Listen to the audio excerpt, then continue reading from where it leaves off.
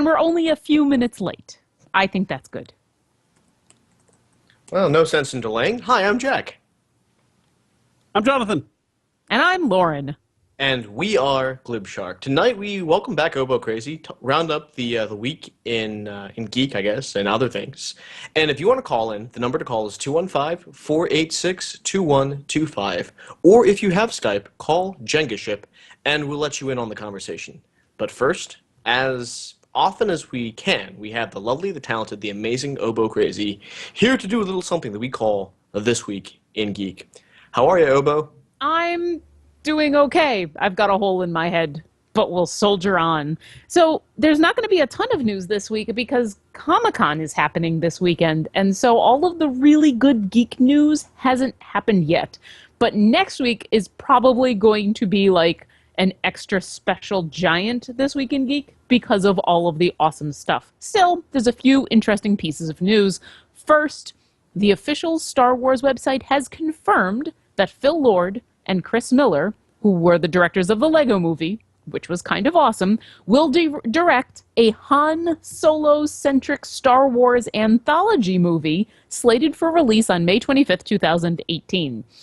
According to their quote, the film focuses on how young Han Solo became the smuggler, thief, and scoundrel whom Luke Skywalker and Obi-Wan Kenobi first encountered in the cantina on Mos Eisley.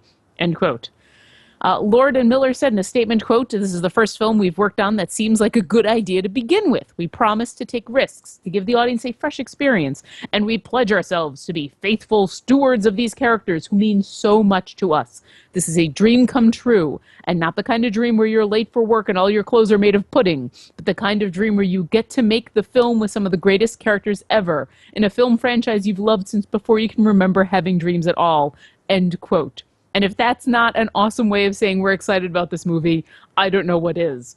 The film will follow this year's release of the Star Wars The Force Awakens, and it will also be a part of the Star Wars anthology Rogue One and the 2017 release of Star Wars Episode 5, 6, 7, 8. Lots of Star Wars. Longtime legend Lawrence Kasdan wrote the screenplay with his son, and they said, quote, "We're so excited to be working with Chris and Paul, who will bring a fresh new dimension to the Star Wars universe. They're two of the smartest, funniest, and most original filmmakers around, and the ideal choice to tell the story of Han Solo, one of the coolest characters in the galaxy." End quote. Finally, Lucasfilm's president Kathleen Kennedy said about the film, quote, "It's not just any filmmaker who can tell the story of such a beloved icon like Han Solo, and I'm excited to say we found the perfect team to handle the task." End quote. No word yet on who's going to play Han Solo, because chances are, if this is supposed to be the young Han Solo adventures, we're not getting Harrison Ford. Which is okay, because crotchety old Harrison Ford will be in the new Star Wars movies. I'm a little excited. I'm still a little tentative, because, you know, Han Solo is one of those beloved characters that could get very quickly and easily ruined with too much tampering. But this seems like a bunch of people who have great pedigree and a lot of love. So I will withhold judgment until I actually see shit on the screen. Speaking of other beloved characters showing up places, the second season of Daredevil apparently is going to include every other Marvel character known to man. A while ago, they announced that the Punisher was going to be showing up, and just recently it's been announced that Elektra is going to be coming to Hell's Kitchen. Elodie Yung has been cast as the mysterious young woman, and a whole bunch of ninja clan assassins, and a whole bunch of backstory. And if you don't know a lot about Daredevil, a lot of it's probably not going to make any sense. A lot of this has been hinted from the first season. Matt himself talks about a girl that he dated while he was in college. There's been hints about red ninjas and things. Producer Jeff Loeb said on the casting, quote, "Paired with Charlie, a.k.a. Matt Murdock, the two will bring one of the most beloved and tumultuous comic book relationships to life, with all the accompanying sparks and spectacular action sequences the show is known for." End quote. So look forward to that. Between Elektra and the Punisher and Daredevil and everything else that's going on that show, I don't see how Marvel fans can't be watching that, because everyone's just going to show up. Finally, moving to what fans like to do when they have a chance to show up, Do you like Mad Max? Are you a fan of Borderlands and Fallout? Do you really, really wish that you could just roll around in the desert in a souped up Humvee and do awesome things in kind of faux leather and relive the apocalypse? Well, Wasteland Weekend is for you. So attendees at Wasteland Weekend have been doing this since 2010. They dress everything from cars to clothing. They have armored combat, robot wars, burlesque shows, bounty hunting, fire dancing, live death metal concerts, and basically just try to do Mad Max in real life. It's been going on since 2010. It's not something brand new, but it's gotten a little bit of new life ever since the latest Mad Max has come out. It actually includes a little bit of humor. They have a football game in where the ball is a dog's skull, and they actually have their own radio station that broadcasts. Wasteland Weekend, if you want to participate this year, takes place September 24th through the 27th in California City, California. And yeah, there's a couple of videos out there, and it really does look like if a cosplay contest went Mad Max crazy. It's pretty awesome and scary all at the same time. So there you go, kids. Want to have some fun and worship some cars and fill your face full of silver paint? Go nuts. That's all for this week in Geek. I'm Obo Crazy, and I have a hole in my head. Aww. Yeah, the world is indeed a strange place. If you have a fact you want read live and on the air, say, for instance, Elektra and Han Solo escaping from Thanos and the evil empire in a post-apocalyptic car, you can send it to Lauren at obocrazy.com. And while you're at it, go to our website, which is glibshark.com, full of past episodes of Glibshark, Classic Jenga Jam, All-Time Podcast, and much more. Glibshark.com, the website in which our content is housed. Hey, full quorum this week. Yay! Yep. I have a couple of comments about This Week in Geeks. Let's hear it. There's some more casting news from both Star Wars Episode 8 and Rogue One. One of my favorite martial artists ever, Donnie Yen, has been cast in both those movies. Oh, interesting. What else is he in that you know him from? Let's or is see. it easier to say what in, isn't he in? He was very prolific in the martial arts scene. I guess the things that people would know him from are more recently Ip Man. He is the eponymous Ip Man. He was in the Iron Monkey as he wasn't the Iron Monkey. He was another monk who is very heroic and is total a badass. Like, he's actually better than the Iron Monkey. It was pretty awesome. He was also in, I believe, Shanghai Noon 2 as the main bad guy, and he had a very brief role in Blade, the second Blade movie, as one of the blood stalkers or whatever how they were called. But he's an extremely good martial artist. And I believe Ip Man is on Netflix, so you should probably watch it. It's about a Chinese martial arts instructor who has to survive being occupied by Japan. Oh, cool. And so it's a period piece, very much in the same vein a lot of European movies do the Nazi occupation. Basically, Japan was kind of a jerk in World War II, so the Chinese are a little sore about it still. But it is an excellent movie, and it's got some pretty intense martial arts. So even though he's a little bit older, he is still spry as fuck. And like I said, he's one of my favorite martial artists. I can't wait to see him in these movies.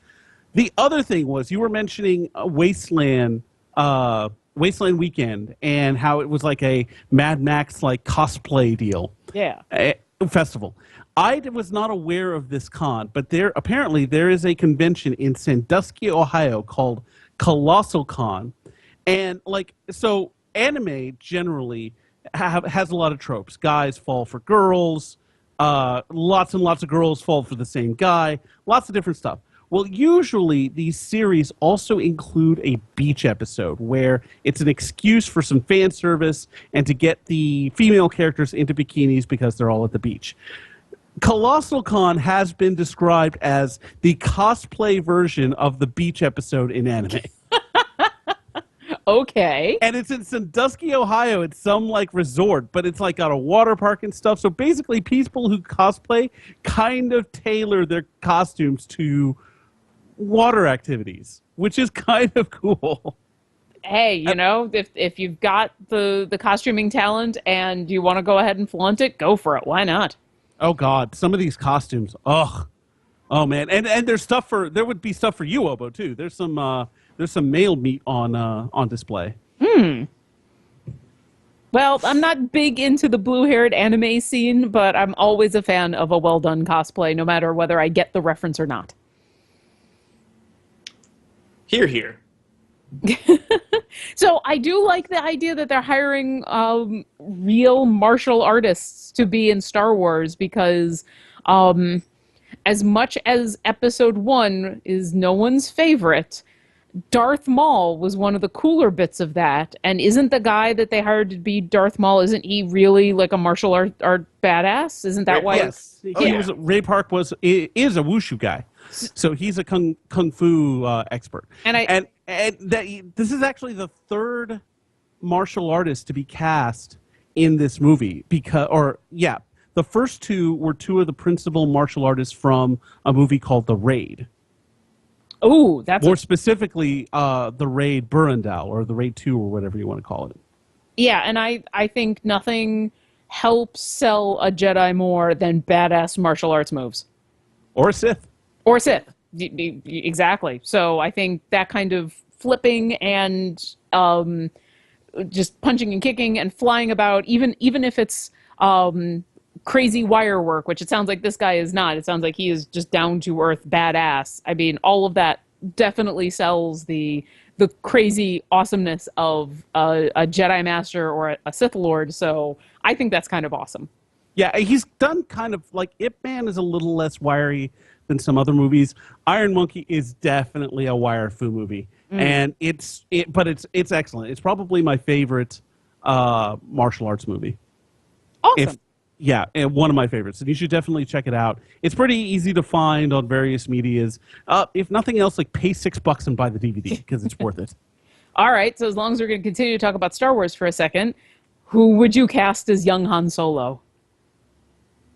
Oh God, I don't know. That is now the question of the century. Shia LaBeouf. If I could punch you through the Skype. Well, I know the name Chris Pratt has been thrown out there, but I kind of feel like we don't know who the new Han Solo is going to be. It's going to be one of these unknown actors who maybe has been in a commercial or two that you've seen, but hasn't been in everything.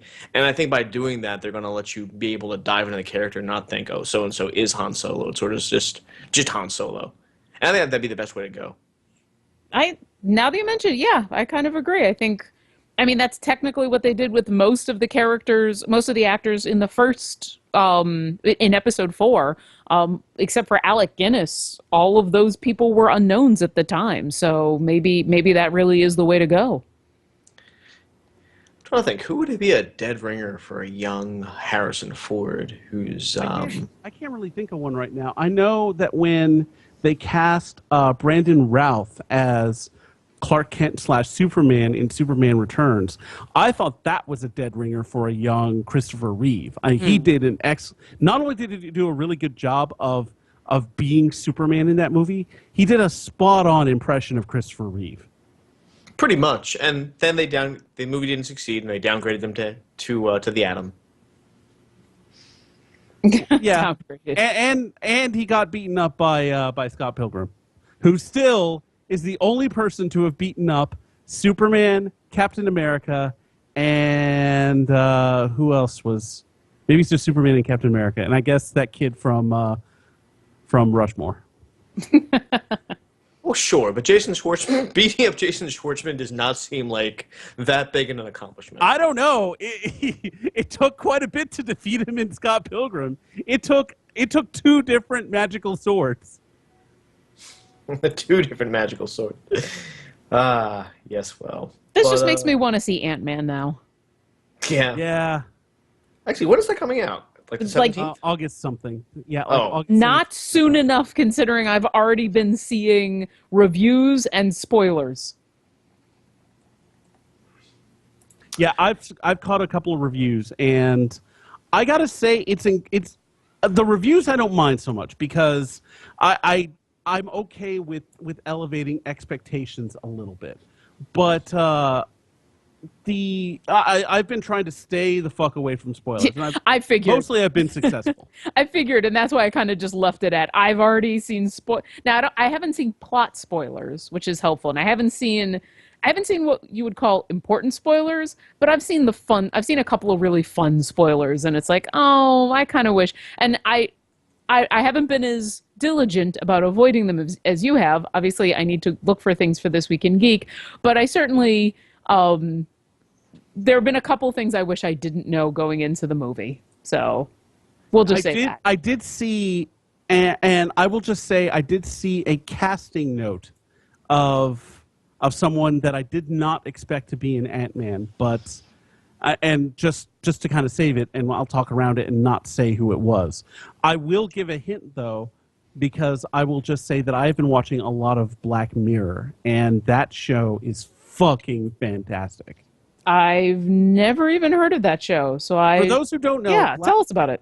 Black Mirror is a British anthology show. It's sort of like thriller horror in the vein of Twilight Zone, and it's basically a treatise on modern life and the technology that we use and the unintended consequences of that technology. So it's each season is 3 episodes, just like Sherlock. It's an anthology, so each episode's cast and story are different. Wow. Interesting. And the first 2 seasons are on Netflix, and I've seen 4 of the 6 available episodes, and they have been outstanding. Just as a note, the 3rd episode of this first season was actually optioned by George Clooney's production company. Interesting. Okay. So it's possible that we may get a movie of that episode, which is titled "The Entire History of You," and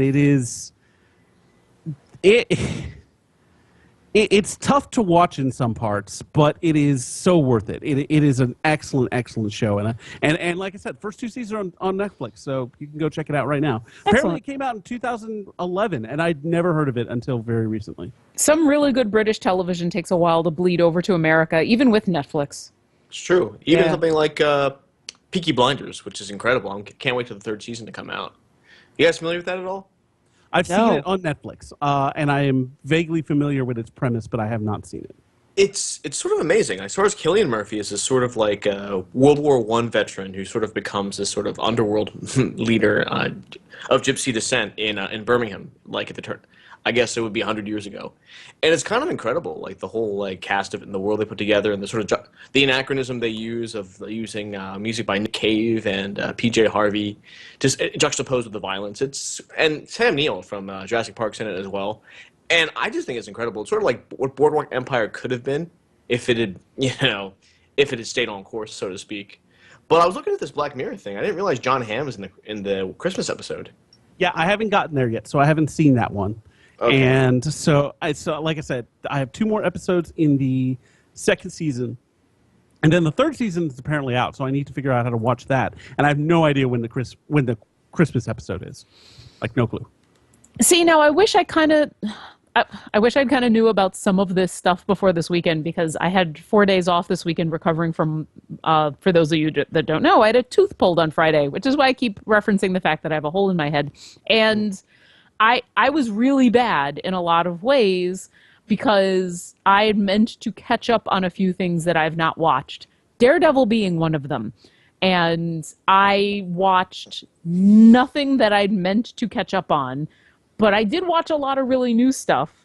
And hearing you guys talk about all of this awesome TV that you're finding through Netflix really makes me wish that I could kick my ass into sitting down and watching shit that's on Netflix. Yeah, I actually. So when I was looking into Black Mirror, and first of all, the title's awesome because it's like kind of ominous, and you're like, well, what does it mean? Because I'm like, okay, it's a horror anthology, and I get that it's maybe like reflecting society, but I'm not sure exactly what it references. Television. Sort of. Look at your phone. Oh, What I guess you that's see. also true. It's a Black Mirror. And it's like I said, it's a critique on modern society, modern technologies, and where they might go. And so I'm watching. Like I said, I'm 4 episodes in, and I'm like reading a Wikipedia on one of the episodes because it was really fascinating. And I'm reading the Wikipedia of the show itself, and it's like, oh, here's where the name came from. And I'm like, son of a bitch, that's brilliant. Wait, are you saying our utopia is more of a fruitopia? No. Well, I'm glad to a hear. Simpsons reference, I'm yeah. glad to hear that. I don't have to activate the independent thought alarm. Yeah, please don't. Please don't. But I wish I could say I've been watching things that were that deep. I've been watching some amazing stuff that's really well done and absolutely fascinating. But with the exception of some of the John Oliver that I've been catching up on, I can't say that anything that I've been watching has the kind of depth and breadth of philosophy that you've been talking about. I mean, I love Critical Role, but D&D hasn't quite delved into the psychological aspects of technology usage as that sounds like. But I will say John Oliver has been absolutely fantastic, and I am so glad that his show is going to continue and that he's found his niche now that Daily Show is coming to an end, because in a way I actually kind of like his show better, because I've always felt like the one thing I never got into with the Daily Show was the guests. Even though there were some absolutely fascinating people on there, I felt like the thing I went for was the first 15 minutes of the show when Jon Stewart would skewer news stuff. And so getting a full 30 minutes of that kind of intellectual humor is amazing, and not having to worry about guests. I don't want interviews. Don't interview. And the other thing is, because he's on HBO, he can do a lot more. For instance, show us the shriveled up old genitals of what may or may not be Mitch McConnell. Yeah, At least somebody's. And the thing is, like, John Oliver uses guests so infrequently that when he does actually have one, it has a lot of impact. Like when he had one of the translators from, I can't remember if it was Iraq or Afghanistan, who were basically going through this terrible process of trying to immigrate to the United States because since they had worked with our soldiers, it was no longer safe for them to live in wherever they were. I want to say it was Iraq, but he actually had a gentleman named Mohammed on, and that was extremely powerful. He had another gentleman who was a transgender from Uganda, and that was also extremely powerful. And what's cool is, like, I watch it via the last night or the last week tonight YouTube channel, and which has a lot of like other stuff for you. Like they have the web exclusives, like a lot of their interviews they'll have longer versions of, which is pretty cool too. My favorite guest so far that they had on was when they were talking about the climate change debate and had Bill Nye on to demonstrate the 1 versus 100 debate that needed to happen. That was brilliant. His most recent one that I watch, and I'm the same way. I've caught up on a lot of his stuff through the stuff that they post on YouTube, which has been awesome. That they post so like whole 13 to 15 minute segments on their official YouTube channel. Was them talking about elected officials, especially judges, and the crazy shit that judges have to go through in order to basically run a campaign, which I knew intellectually that judges were elected and had to run a campaign, but some of the stuff he talked about, like the fact that judges will hit up lawyers for money, sounds like the most giant conflict of interest ever of all time. But apparently that's just standard practice. He's a good gadfly. That's what a good gadfly does. Points out the sort of flaws in the system. It's brilliant from a satirical standpoint. Yeah. And not all judges are elected. Many of them are appointed by governors. It depends on the state and the jurisdiction. But I mean, I could see the clear conflict of interest accepting money from an attorney when you are running for elected office as a judge. I mean, I don't know what he's done. Has he done anything on gerrymandering? The whole idea that legislators control their own districts. That's sort of Not insane really. to me. No, but it's time. I've seen It's you coming. talk about it a lot. It's ridiculous. I mean, if you ever want to giggle, look up Pennsylvania seventh congressional district, and look at how arbitrarily drawn that thing is. But yeah. Oh, standard practice. Lawyers, judge, Thanks, Marble. On the other hand, I started watching, which I didn't even know existed, the on the Penny Arcade TV YouTube channel. Gabe and Tycho have been doing this series called First 15, where they literally just play the first 15 minutes of a game, and it's essentially a let's play with the two of them doing the first 15 minutes of a game. And the first one that I caught was them doing Farming Simulator 15, and it's hysterical. The two of them, I mean, it's pretty obvious that they're funny, but the two of them playing a game and the commentary that they come up with ranges from poop jokes to the most erudite name drops ever, and it's quite fun. And the fact that it's limited to the first 15 minutes of a game, I think, helps with some of the let's play fatigue that can happen if you're watching a whole series and eventually you're just like, I won't watch this game anymore. It's 15 minutes and it's done. Oh, that's good. I mean, really good. Yeah, it's a really good mix of stuff like that. I know I was talking to one of our friends, and she was mentioning how she had really gotten into Funhouse because it was a lot of the same thing. It was a poop joke followed by something a lot more intelligent. And personally, I really dig that sense of humor because I don't think you can go strictly one way or the other. I think if you are too heady, you lose a lot of people and you come off as very snotty. And then if you're too lowbrow, then you're like Jack Black or someone. I don't know. So I think a good mix is very cool. And I'd like to think that we have that kind of mix, but I do appreciate when other people do as well. Can I call dibs on poop jokes? Poop jokes. Poop jokes. Nope. Okay. Sure. They're all yours. Okay, well, so I spent a lot of time sitting on the couch watching stuff. What did you guys do for July 4th? Well, I guess I'll go first. My wife came into town, so that was kind of cool. We walked around a little bit, got the chance to babysit my niece a lot, visited my parents. She took me out for my birthday, which was kind of nice, and our sort of 1-month anniversary. Went to this really cool restaurant media called Margaret Kuo, where apparently she's like one of the earliest, like, I guess, Chinese food, Japanese food, like, chefs in the country. So a lot of, like, things that are in Chinese restaurants now are modeled after things that she made. So food was kind of incredible, and the cocktails were really great, too. So, all things considered, it was a really cool 4th of July. And I got to barbecue, and that's the sort of thing. If I can sit in front of a grill, I am happy.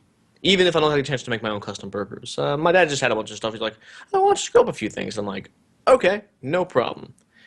So that was my 4th of July in a nutshell. How about you, Jonathan?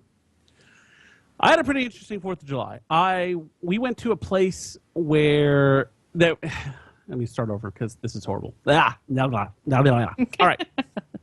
We'll edit this in post. No, we won't, because that's on me, and I won't do it. So there's a place in town that opened up a few years ago, and it had mini golf and arcade and a pizza place. And, I mean, it looked kind of nice, but it never really caught on. Well, they just did a big remodel where they added bowling. And not only did they add bowling, they added an adults-only lounge that also has bowling, but also a bar, and a very nice one. Excellent. So we went to this place and played mini golf, and it was a lot of fun. They had this mini golf course was really fancy. They actually had pins in each of the holes, like a real golf course, and all the pins had American flags on them. Which, when I thought about it later, was kind of strange because normally when you take a pin out of a hole, you put it down on the green. But since these are American flags, technically you're not supposed to do that. You're supposed to treat the American flags with a lot more reverence and care. You're not supposed to put it on the ground. And like I said, I didn't realize that until I was driving home. It's like, oh yeah, that probably wasn't a good idea. So we played mini golf, and my friend's wife beat us all somehow, even though she had the worst form I've ever seen. It was terrible. It was like a monkey trying to swing a club, hitting at an apple in between its legs. It was terrible. Mini golf. but she where ended up- anyone can win. She beat her husband, an avid golfer, by a stroke. Wow. Is that kind of like how I have a cousin who has Down syndrome, and every time she shoots a basket, she like sort of puts it like sort of like swings her arms underneath her legs and then swings back up. And every time she does it, she makes it. And it's kind of uncanny. It's like her superpower or something. Well, and I don't know. It was I was just like, you're gonna suck. It's finally gonna catch up with you, and it didn't. It never did. It was so dumb. But so after that, we bowled, and I got to say I bowled the best 2 games I've ever bowled. It was pretty awesome. And I handily beat everyone else. We had drinks. We had an awesome waitress. We were the only ones there. Really? Yeah, I was That's shocked. surprising. Like, there were people in the normal bowling alley, and there were a few people playing mini golf and a bunch of people in the arcade. But the adult, like, bowling area completely deserted except for us, which was great. I mean, we were happy with the extra service. But it was a little strange. But anyway, it was a ton of fun. We're definitely going to go back. And then I came home, and Lisa and I watched Team America World Police, because fuck yeah, America. Because America. Did either of you watch the soccer game, the Women's World Cup? I did, actually. I was going to mention it here in a bit, and because that was, what was that, on Sunday? The 5th? Yeah. That was on Sunday. Yep. Mm-hmm. Oh, my God. That was amazing. I was down at my buddy's house, hanging out with pretty much the same people that we had bowled and played mini golf with. And we were playing board games. So we had this game, like, getting set up. And I'm like, okay, I'm going to have... one of our friends doesn't like background noise. So when we play games, he doesn't like music on. He doesn't like the TV on, which is kind of annoying for me because I like both those things. And so when we started up the game and we started up the soccer game, I'm like, I'm going to have to insist that this TV stays on. He's like, okay, that's fine. And so we're setting up the game. We turn around and we're up 2 goals. And we're like, wait, what? This is soccer. This is not supposed to happen in soccer. We're supposed to go 45 minutes before someone even touches a goal. It was incredible. So, like, all of a sudden, it was 4-0, and that's when I sent out the joke of we'll say interesting taste. We can say interesting, right? Well, I'll say I've never been a huge sports person, which is obvious to anyone who's listened. I have really no interest in soccer unless it's being announced by that Latino gentleman who does the cliche goal, which I constantly find awesome. So Sunday, I spent all afternoon at a Starbucks because here in Western Washington, it has been, I think the technical term is hot as fuck. It has been. I would have accepted hot as balls. Yeah, hot as balls, hot as fuck. Now, I let's not get into specifics because I'm sure I could list off temperatures, and especially at least one of the people I'm talking to could easily list off hotter temperatures. But around here, no one has air conditioning and there is no breeze. So when the temperatures get into, let's say, dangerous levels to be outside, there is no where to go inside unless you go to a public facility. So Sunday, I went to Starbucks because they have soft things that I can drink and air conditioning and Wi-Fi. And I think I enjoyed the World Cup for me in the perfect way, which was I sat and checked Twitter every once in a while, and I enjoyed everyone else's enjoyment because the tweets that were coming out about that game were, to me, the most entertaining part of the game. It was incredible. I fed off of everybody else's joy, and it was amazing. Well, it's one of those great moments, and one of the great things about sports, how quickly it's able to create a community out of almost nothing but a common team or a common affiliation, and how you can feel instant camaraderie with someone, just something like that. I mean, games you can do the same thing, but with sports, it's more, I guess it's more widespread. It's more of a lingua franca. And it was definitely incredible. I have a couple of people on my Twitter feed who are longtime soccer fans, especially here in the Seattle area where they watch the Sounders. So I knew there'd be some people tweeting about it, but the amount of people who were watching and enjoying the game, and granted this had a lot to do with the fact that the women's soccer team just was frankly incredible in the first couple of minutes. So I'm sure there were a lot of people who were like, wait, what? And turned it on. But just to see it take over my Twitter feed for about 3 hours was incredible. And it's really neat to be able to see like this whole generation of girls growing up with that kind of thing. Where before social media, like the Women's World Cup was on, but it was like lost in the feed of who knows what. But then Twitter and things like that make it very easy for something like that to come to the forefront. And now we're hopefully going to get a whole new generation of soccer moms. Of literal soccer moms. Moms who play soccer. Absolutely. Well, and children who now have moms who have to be soccer moms. But I thought it was fantastic. I loved every minute of watching the social media aspects of it because it was so incredibly joy filled that it was great. Yeah. I'm actually surprised that given how many World War II jokes were made during the Men's World Cup a couple of years ago, that there weren't more, actually, I guess it was last year, there weren't more cracks about U.S.-Japanese lulls. I'm going to say, so take everything I'm about to say with a grain of salt because I don't watch soccer. However, my understanding is that the Women's World Cup, just in general, was a lot more classy than the men's. Down to there's that GIF going around of apparently of whichever women's soccer team person apparently broke her nose, and it's a GIF of her running off the field just like covered in blood, spits out I think a tooth, and it's just like casually running off the field. And then it switches to the men's side, and where a guy gets like casually brushed across the face and falls over and starts to pretend to cry. Like that kind of thing apparently doesn't happen on the women's side. And on top of that, there was video footage of like the last time these two teams had played, one goalkeeper had consoled the other, and this time it was like the reverse. Like these there's a level of respect, at least at these games, that I guess are either only inherent to women's soccer or only inherent to these two teams. I don't know. Yeah, 3 years ago or 4 years ago, the Japanese actually beat the Americans. I was in the OU gym. I just gotten done with the workout, and I was coming out. They had a lounge with a TV area, and a bunch of people were watching the last part of the game because it ended in a shootout. Oh, and so it was really exciting, and it was ultimately very disappointing because the United States ended up losing, and it was. Like I said, it was a tough deal, but it was cool to watch, and I was glad to have seen it. But this was a lot more satisfying, obviously, because we ended up winning. Yeah, the whole thing was exciting, and I'm glad to see that it was ultimately successful. But I'm more glad to see just the amount of people who got interested in the game, because I think that. The more that, because apparently our women's soccer team has continued to be world ranked for years. And the fact that this is a surprise to people year after year shouldn't be anymore.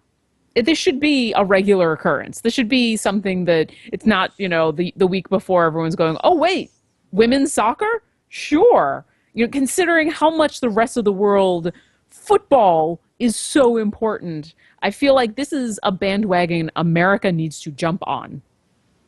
And there are definitely inroads. I mean, you were talking about the Seattle Crowds and how popular the Sounders are. Mm-hmm. And I believe there are a few other clubs that enjoy that level of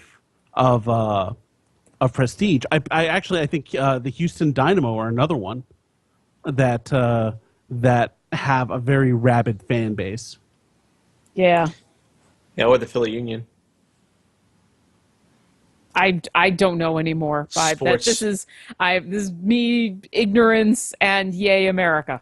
But absolutely, and it's a good time to feel good about your country, about America. And that's one of the things that sports can do in a way that doesn't necessarily involve a war or a death or a anything Supreme Court ruling that is awesome. Yeah, or that. Like, we don't need the Supreme Court to make this country awesome. It's always good when they make this country awesome, though. That helps. Well, I mean, the Supreme Court had one really, really big victory and then one kind of big defeat. Like, there's other stuff they ruled on that wasn't as cool as the big news item. Yeah, well, you can't win them all. That's true. Anything else fun happened this weekend? Ah, man, let me think. Can we talk about, or do we need to talk about Mr. Trump at all in this No. podcast? Or I no? would No. rather not. Okay. Fuck that guy. I have That's- what is probably Fuck a. that racist asshole. Yeah, I know. I mean, this hits close to home to me. Sure. Like, what the fuck? On some level, I understand what he was trying to say, but he said it so badly that I think it speaks to how he thinks on the inside. Yeah. When I the don't. only people of color that he deals with are his maids and his help, and Right. it shows how little he regards them. So Mm. fuck him. We don't need to talk about that anymore. On a slightly related note, not Donald Trump, but the presidential race is coming up. I have what's possibly a very ignorant question. Is Joe Biden not running? He hasn't declared. Okay. Now So, I could totally see especially after the year that he's had personally, Yeah. him deciding not to run, that being the vice president in a very successful 8-year presidency, in my opinion anyway, is enough. And I think if he decided to bow out and be done with politics, I think everyone would totally understand. But it is customary that the vice president runs and that the Democratic Party rallies behind them. So seeing all always. not always true, Cheney didn't but run. it's no, but he announced he wasn't fairly quickly, and he was also old as shit. That's true. And Well, also Biden's not- much more polarizing than Biden ever has been. So I think there were a lot of reasons he decided not to. I just Right. didn't know if he hadn't said anything. And as I said, considering some of the stuff that's happened this year personally for him, I could totally see him saying, "I'm just going to focus on my family for the remainder of my time on this earth," and Yeah. and good for him. And he almost left politics 45 years ago when he lost his first wife and his daughter and almost lost his both of his sons. Yeah. And I saw a speech he gave at the VA a few years ago, and it was right around the time where Bo, had died. And let me tell you, I work in Delaware. I'm Joe Biden. The Biden family is from the Delaware Valley, Philadelphia area, basically. Joe Biden having been born in Scranton, Pennsylvania, and having basically lived most of his adult life in Delaware. And I work in Delaware. When Bo died, the flags were at half staff across the entire state. Because Bo was the former attorney general, and because he had been a good servant to the state of Delaware, and I could see that. I don't see how something as energy intensive and focused and desirable as a presidential campaign, how you could focus on that after having lost a son. And I could see him stepping out of something. And besides, I mean, even if he did decide he wanted it like that badly, he has a huge uphill battle to climb. He has to, fight Hillary, and now an increasingly well-funded Bernie Sanders, who's getting like donations, like I don't know from where. Like people probably a lot of people believe in him with the security issues, but maybe some of it's coming from Republicans who want him to be the candidate, so he's something easier to beat. And then I think Martin O'Malley, from the former governor of Maryland, has also basically announced that he's going to run. Yeah, there's a lot of distinguished people on all sides that have already declared. So it is very possible that he has decided. I hadn't heard anything, and I thought that was a little odd because, Yeah. as I said, yeah, that is it's a very normal thing for the vice president to then at least try to run. But we'll see what happens. As Yeah. much as I don't really want to get into politics too much. That was mostly just out of curiosity. Sure, no, it's fine. And it's so early. It's 2015. The year is barely half over. There isn't going to be another primary for another 6 months, basically, and that's when we start to know anything at all. Like people who look like they don't have any chance now could be the front runners. In 6 months, a lot can happen in that kind of span of time. But I think Glibshark in general agrees. Fuck Donald Trump. Actually, that's the official position of this broadcast. Mr. Trump is out of touch at best, and at worst, just the last person I want representing our country on the world stage. I agree with that. Moving right along. I've been playing a lot of Destiny. I actually finished the campaign, or quote-unquote campaign, today. The main campaign. Oh yeah, because you're still Yeah. in the main part of the single. I thought for a second you were talking about the DLC, which I have not finished. So Oh, no. Just the what passes is the story. I mean, I get the Destiny is sort of like the game that really pushes the whole multiplayer world thing, the missions, the raids over the campaign mode. But as a solo player, like, there wasn't a lot there. And I don't know if I feel disappointed necessarily, or as it feels like, okay, well, they're priming the pump to gouge me on DLC later on. Eh, I, who knows exactly what their original plan had been. I certainly felt the same way you did after finishing the road to 20, as it were. Yeah. The first part of that campaign, I think. I was just talking to a friend of mine because we've been achievement hunting in Halo, and we've gone back to do a whole bunch of Halo 1 missions, which have been difficult because in hindsight, having seen all of the advancing in FPS technology, as it were, Halo 1, as excellent as it was, has not necessarily aged well. And I love it, but it's got some issues. And I was saying, as much as there's a lot of issues I have with Destiny, the moment to moment shooting and running and gunning and jumping and climbing trees and throwing bombs is excellent. Like the controls are spot on. And Bungie, going from Halo 1 to Destiny is just a fantastic base shooter. But I think we both agreed Halo 1 has a stronger story than Destiny did. But, you still have a lot of really good DLC content to go through, and I think the strengths of Destiny lie in as I said, the moment-to-moment shooting, but also in getting together to do some of the raids and some of the strikes and some of the co-op stuff, I think, is where Destiny shines. Yeah. And getting through the single-player content is just the slog to get to that stuff. I think I'm inclined to agree. And now that I'm a little higher, I had a chance to play with Roadblock yesterday, and that was a lot of fun. And I got a chance to Yeah, that get some Roadblock guy nice is kind swag. of fun. He's all right. Yeah, he's all right. He's kind of awesome.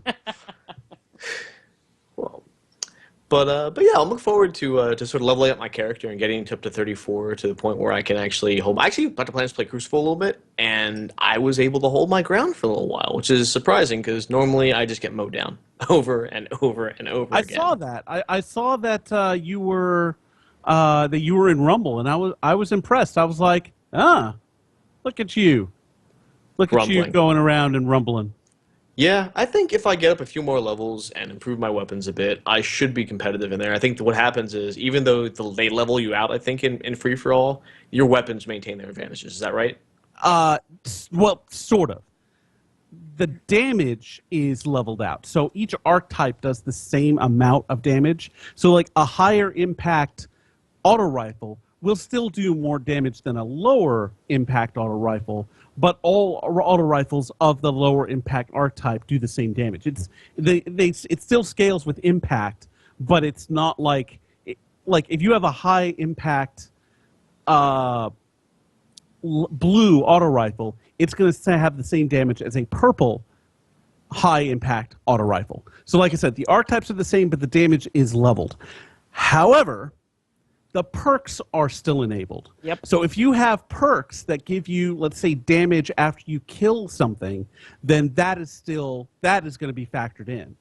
So these guys all have these advantages from their perks. Right. That's what higher level guns get you, is those perks. And it's why guns like Thorn are exotics, because they are so different from other guns that they warrant an exotic slot versus not an exotic slot. Also, as a character, if your character hasn't unlocked all of your personal perks for your class, it's not like those unlock either. So if you go in as a Sunsinger and you meet up with another Sunsinger, you guys could have different power sets, you guys could have different abilities, and not just different, but the other person could have stuff unlocked that you haven't unlocked yet, depending on what level you are. So that doesn't level out either. So it's stuff you got to be careful of, which is why I tend to stick to the cooperative play for Destiny more than the competitive multiplayer. Gotcha. Yeah, and I think that's where I see myself going long term as well. But Now that I've played through the campaign, I think I'm gonna level my character to 34 first, and then maybe by I guess a month or two, maybe then I'll pull the trigger on the DLCs. I don't see them as like, are they super necessary to the multiplayer stuff or no? They can be. The raid that you get in Crota in the Dark Below, called Crota's End, can be fun, and it's definitely a different experience than the raid you're about to go on, and it's something to do, and it can get you stuff, but the House of Wolves is actually a much more important DLC because it does allow easier access to the end level equipment that's current, as well.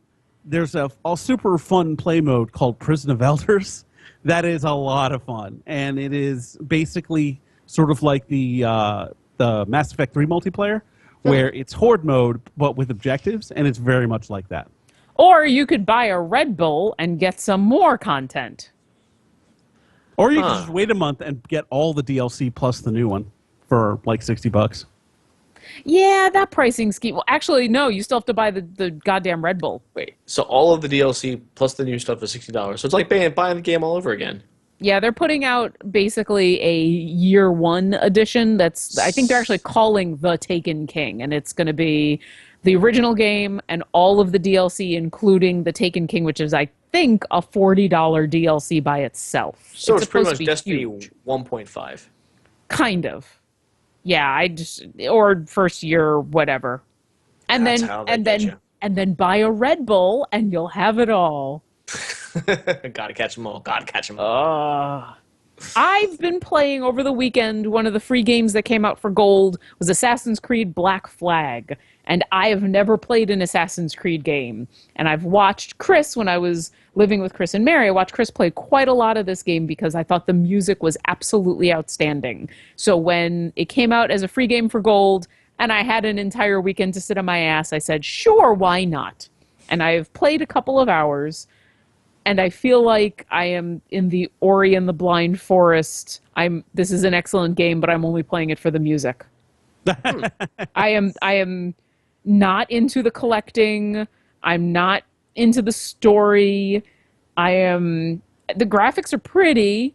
I've gotten to the point where I have a ship and I'm upgrading the ship and I'm doing pirate shit. And I see the appeal and I see the fun. And the music is absolutely outstanding.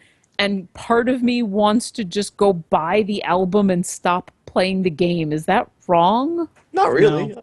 I wouldn't mind a soundtracks with gold feature. Xbox music. I mean Groove. Oh my God, you're brilliant. Why not? Why can't? I want. Yes, please. Microsoft, listen to this man. Or just, put like a game music channel as a perk of having Xbox Live Gold. Yeah. Well, I mean, I guess with YouTube, it's kind of hard to argue with. It's kind of hard to fight with that. But yeah, if I could get soundtracks with gold, God, that would be amazing. But yeah, I mean, have you guys played any of the Assassin's Creed games? I have not, but I do have Black Flag for gold, and I will give it a try at some point. But last week it was Iron Banner week, so I was busy, and I did have a lot of fun with Iron Banner. It was cool. I got all my guys to level 5 and got all them loots. Even got a couple of really good things that are going to last me beyond the Iron Banners.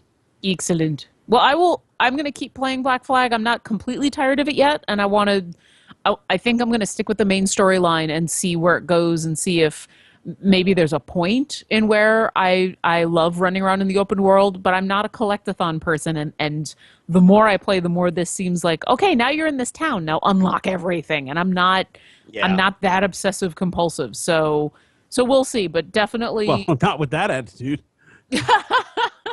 You know what? Not even with Halo. I thought I had a little bit of the completionist, but even Halo has broken me of that because I'm at the point in where I love the Master Chief Collection, I love Halo, but it was broken for so long that I know there's no way I'm going to get some of those achievements because some of the multiplayer ones just, I don't have enough time before Halo 5 comes out and I drop Master Chief like a sack of bricks. And sure. I'm okay with this. I'm okay with the fact that the Master Chief Collection is going to be the first Halo title that I'm not going to 100% all the achievements on. Yeah, and more to the point, like, as far as... Ah, man, I lost my train of thought. I had something really poignant and intelligent to say, and now it's gone forever. But if anyone wants to buy me the album for Black Flag, I would love that so much. Like, the music is incredible. Yeah, well, I have to check out... I don't know, I'll try to go to the YouTube channel and start listening to the stuff there.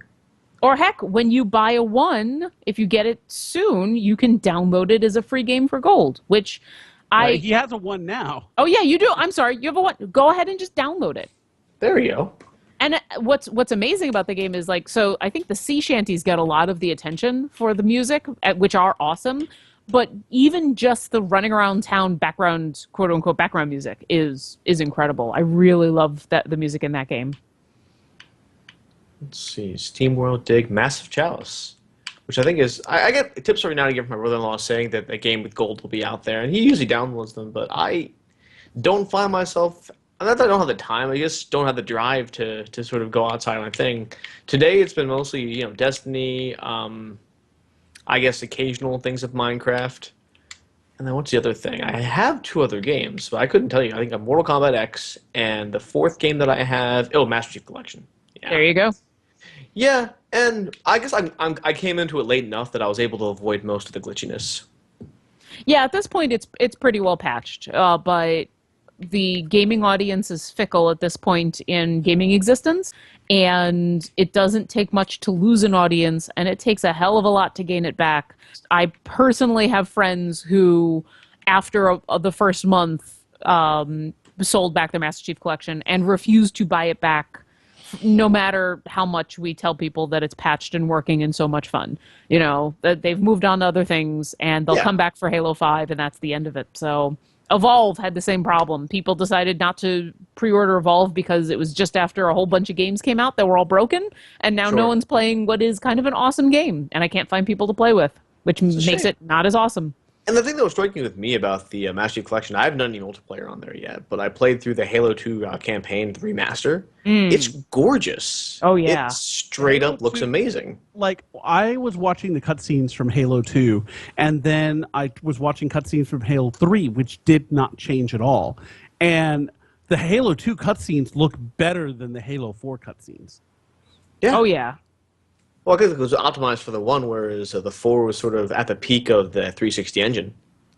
Well, and I thought the 4 cutscenes were gorgeous. In fact, I not long ago finished all of the Spartan Ops missions and went back and watched the cinematics that were the opening and closing cinematics for each of the missions. And those are also absolutely gorgeous. I mean, they're just top-notch cinematics. So, yeah. I mean, they do some amazing stuff, and I can't wait to see what Halo 5 is like. Right, and those cinematics were pre-rendered, so it's not like they were in-engine or anything. So yeah, you could have watched that on a Wii, and it would look as good. Oh yeah, but I think it'll be much more impressive if we seeing what Halo 5 has to offer with the power that the Xbox One affords it. Absolutely. I will say this: playing Halo 2 again made me realize how much I miss Julie Benz as Miranda Keyes. I felt like the actress who replaced her, I think her name is Justice Bolding, she didn't do as good a job. I think her performance was more flat. Maybe it's because I'm partial to Dexter or whatever, but Julie Benz, if you're listening, you should have been kept on as Miranda Keyes. Gleb Shark, for Miranda Keyes against Donald Trump. We take some pretty controversial views. Do we have to keep saying his name? Oh, actually, I'm going to make an executive decision right now. The name of... I am revoking name privileges for the individual formerly known as, well, that douchebag.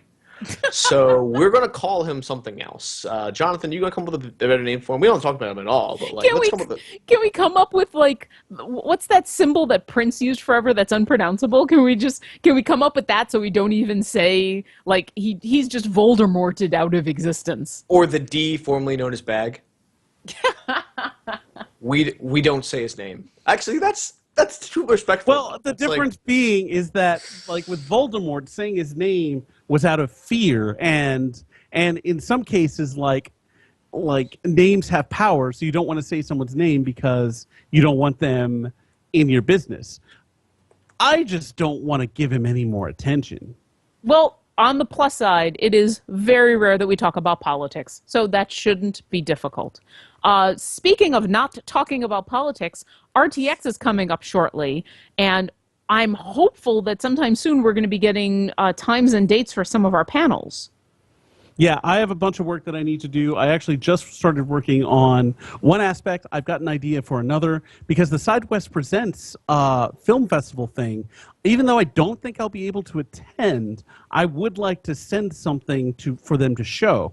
I'm just trying to figure out what that is. Yeah. Even if it's just a funny Destiny clip of fails. I was actually trying to think, how would we go about doing a hey, these are clips from the show that are really, really funny, but they're set to like Destiny or something. How would that work? And I don't know. I'm kind of lazy, so I don't know. On the other side, the D&D game that Glibshark is sponsoring is coming together nicely. The game is all planned out. I have dice on the way for our newer players, and I even have a few visual surprises in store. So as soon as I have a date and a time, everyone will know. Yay! And I think I have a 20-sided dice, from my friend's wedding a couple of years ago. That was their party favor, which I think is an awesome idea for a party favor. And I think I have excellent taste in friends. Bravo, Jenga. Well done. If they're giving you D20s, then yes, I would have to agree. Yeah.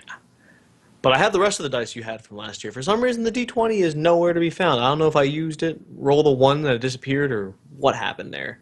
That's usually what happens when you roll a 1. It just disappears out of existence. Didn't you know? And the mule kicks you afterwards.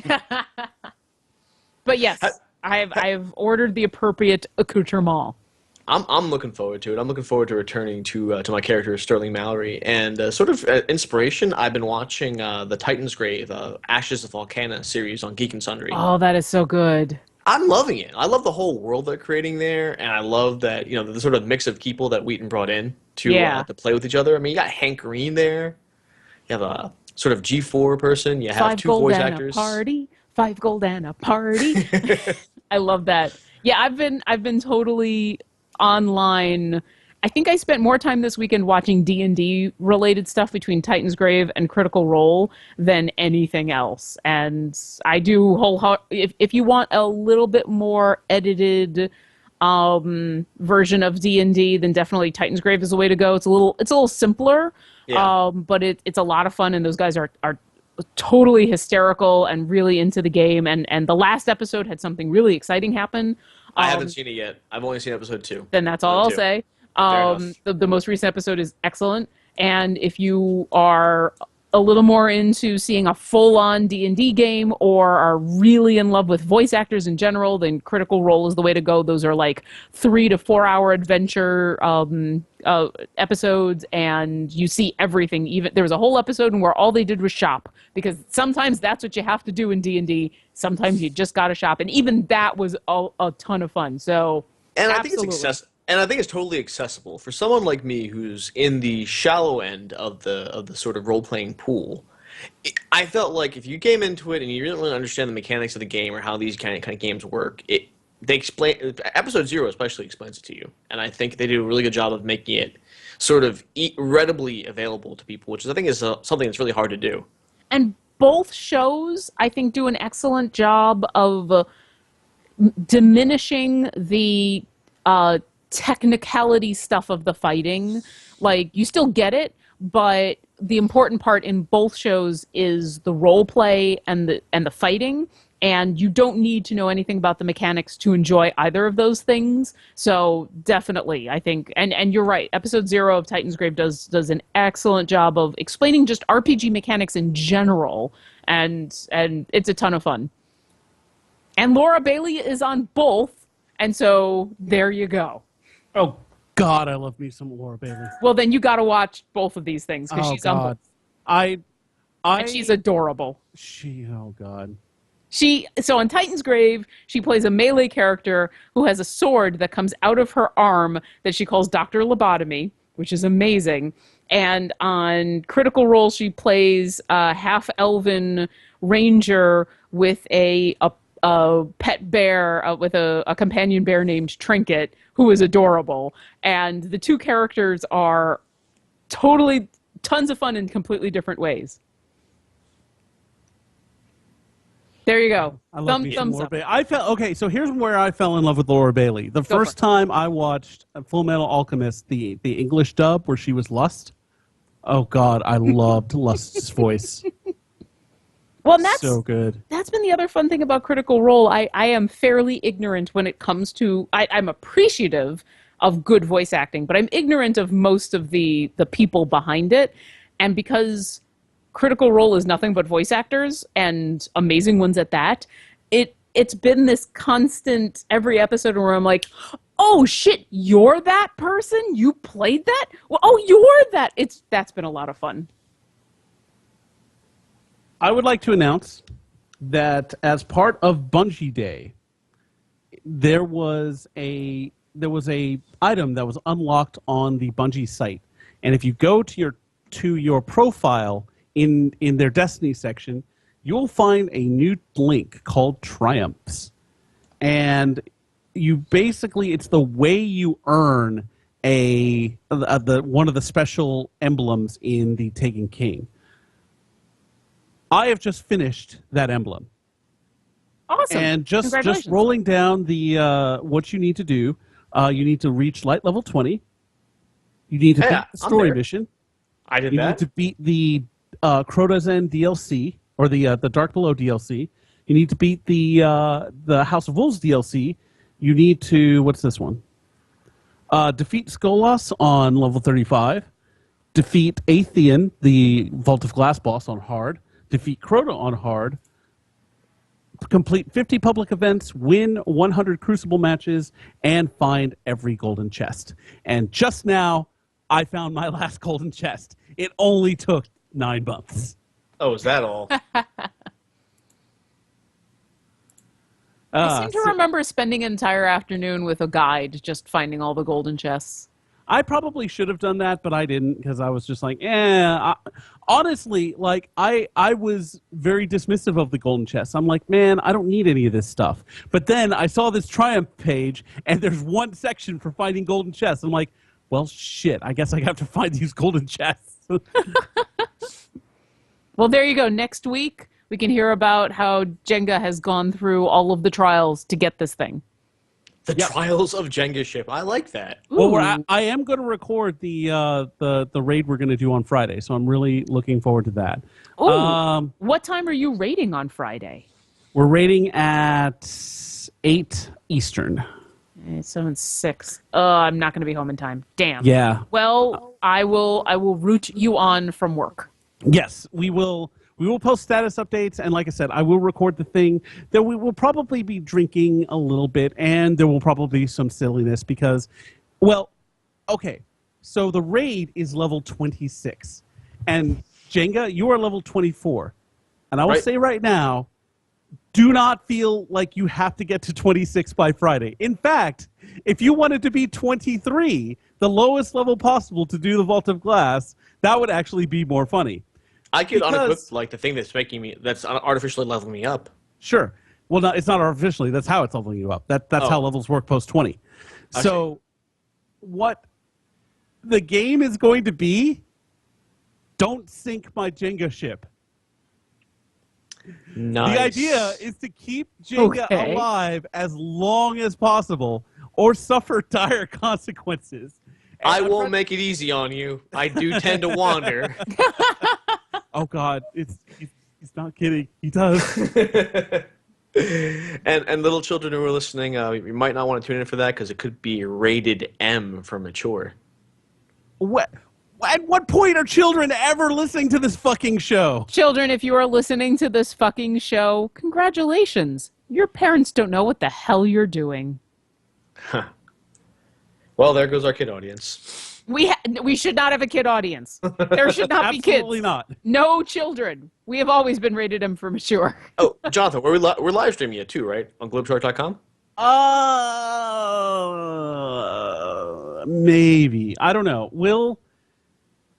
The problem is that I'm still working on the streaming box, and things can get a little wonky.